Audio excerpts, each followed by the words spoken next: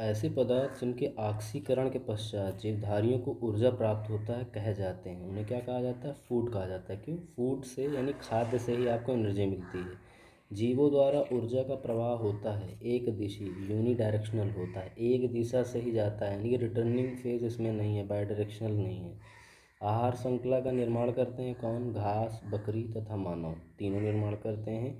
जीव भार का जो पिरामिड होता है, ये पिरामिड पारिस्थितिकी तंत्र में उलट जाता है। तालाब में आप जैसे जैसे नीचे जाते जाएंगे आपका क्या होगा? वहाँ पे जीवभार ज़्यादा देखने को मिलेगा। पारिस्थितिकी तंत्र के विभिन्न स्तरों के प्रति इकाई क्षेत्र में उपस्थित जीवभार के रेखचित्रीय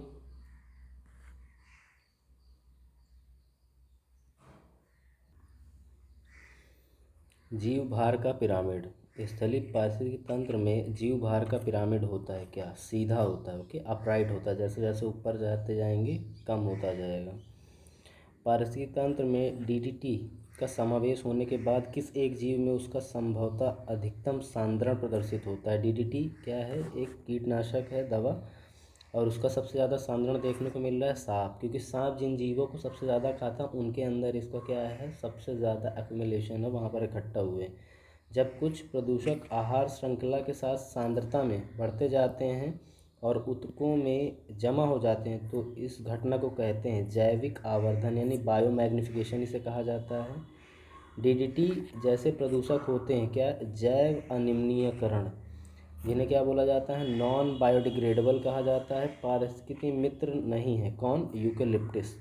यूकेलिप्टिस जो पेड़ होता है ये पारिस्थितिकी मित्र नहीं है, इससे पर्यावरण को फ़ायदा नहीं होता, नुकसान होता है, इसीलिए इनको क्या कहा जाता है? पर्यावरण का शत्रु भी कहा जाता है। ये देखिए, वृक्ष जो पर्यावरणीय संकट माना जाता है यूकेलिप्टिस। लैंटिक आवास का उदाहरण क्या है? तालाब एवं दलदल हैं। स्थिर जल के आवास लैंटिक आवास के अंतर्गत आते हैं।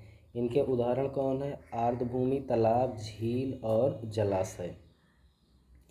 बहते जल के लोटिक आवास कहे जाते हैं नदी। दो भिन्न समुदाय के बीच का जो संक्रांतिक क्षेत्र होता है उसे क्या कहा जाता है? इकोटोन कहा जाता है।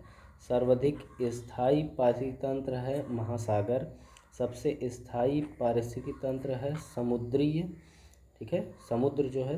पारिस्थितिकी तंत्र में तत्वों के चक्रण को क्या कहते हैं? जैव भू रासायनिक चक्र कहा जाता है। जल चक्र ओडम ने सम्मिलित किया है गैसीय चक्र में। पारिस्थितिकी संतुलन से संबंध नहीं है किसका? औद्योगिक प्रबंधन का। पारिस्थितिकी स्थायी मितव्ययिता जिस आंदोलन का नारा था उसका नाम क्या था? चिपको आंदोलन का। नर्मदा नदी के ऊपर बनाई जा रही बहुउद्देशीय परियोजना को रोकने के लिए चलाया गया आंदोलन क्या है? वह है नर्मदा बचाओ आंदोलन। ओके। दक्षिण भारत का पर्यावरण संरक्षण से संबंधित आंदोलन कौन सा है? तो उसका नाम था एपिको आंदोलन। चिपको आंदोलन संबंधित है किस चीज़ से? तो पादप संरक्षण, यानी कि पेड़ बचाओ एक तरीके का आंदोलन है। पारिस्थितिकी तंत्र से संबंधित प्रमुख कथन कौन है? पारिस्थितिकी तंत्र है इकोसिस्टम, जिसका सर्वप्रथम किसने उपयोग किया था? एजी टांसले ने किया था। जो जीव अपना भोजन स्वयं उत्पादित करते हैं उन्हें क्या कहा जाता है? स्वपोषित कहा जाता है। ऑटोट्रॉफ्स कहा जाता है, जो खुद से खुद का भोजन बनाते हैं। पारिस्थितिकी तंत्र द्वारा पारिस्थितिकी तंत्र इकोसिस्टम शब्द का सर्वप्रथम प्रयोग किसने किया? एजी टांसले ने किया।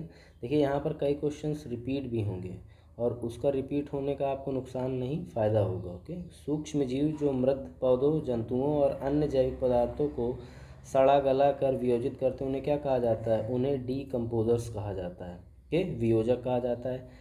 पारितंत्रों की घटती उत्पादकता के क्रम में जो अनुक्रम सही उसे क्या कहा जाएगा? मैंग्रोव, घास स्थल, झील और महासागर कहा जाता है। अधिक विविधता वाले पारितंत्र की उत्पादकता होती है, अधिक होती है। जो ज़्यादा डाइवर्स है उसकी प्रोडक्टिविटी क्या होगी? ज़्यादा हो जाएगी। खाद्य श्रृंखला उस क्रम का निर्देशन करती है जिसमें जीवों की एक श्रृंखला एक दूसरे के आहार द्वारा होती है, उसे क्या कहा जाता है? पोषित कहा जाता है। पारिस्थितिक तंत्र में ऊर्जा का अंतरण क्रमबद्ध स्तरों की एक श्रृंखला में होता है जिसे कहते हैं खाद्य श्रृंखला, ओके, फूड चेन कहा जाता है जिसे। जैवमंडलीय पारिस्थितिक तंत्र में ऊर्जा का प्रवाह होता है, एक दिशीय होता है। ऊर्जा का ना तो सृजन हो सकता है और ना ही उसे नष्ट किया जा सकता है, यह एक स्वरूप से दूसरे स्वरूप में परिवर्तित हो सकती है। ये किस नियम के अनुसार होता है? ये ऊष्मागतिकी के प्रथम नियम यानी पहले नियम के अनुसार होती है, जो थर्मोडायनेमिक्स भी कहा जाता है। हर पोषण स्तर पर उपलब्ध ऊर्जा की मात्रा है घटती जाती है। विभिन्न पारिस्थितिकी तंत्रों में उत्पादकों की सकल उत्पादकता का ही शाकाहारी द्वारा स्वांगीकृत किया जाता है, उसे क्या कहते हैं? लगभग 10% का नियम कहते हैं। सर्वप्रथम गहन पारिस्थितिकी या डीप इकोलॉजी शब्द का प्रयोग किया किसने? अर्नीस्ट ने किया। पारिस्थितिकी नीचे आला की संकल्पना को प्रतिपादित किया किसने? ग्रिनेल ने किया। किसने किया? ग्रिनेल ने किया। पारिस्थितिकी पदछाप के माप की इकाई क्या है? तो भूमंडलीय हेक्टेयर ये क्या है? इसकी मेजरमेंट की फंक्शनल यूनिट है। एक मनुष्य के जीवन को पूर्ण रूप से धारणीय करने के लिए आवश्यक न्यूनतम भूमि को कहते हैं पारिस्थितिकी पदछाप कहते हैं। अविवेकशील जीवन शैली जिसमें पारिस्थितिक तंत्र के घटकों यथा जल, ऊर्जा इत्यादि का आवश्यकता से अधिक दोहन किया जाता है, बढ़ा देती है पदछाप के आकार को। पदछाप के आकार को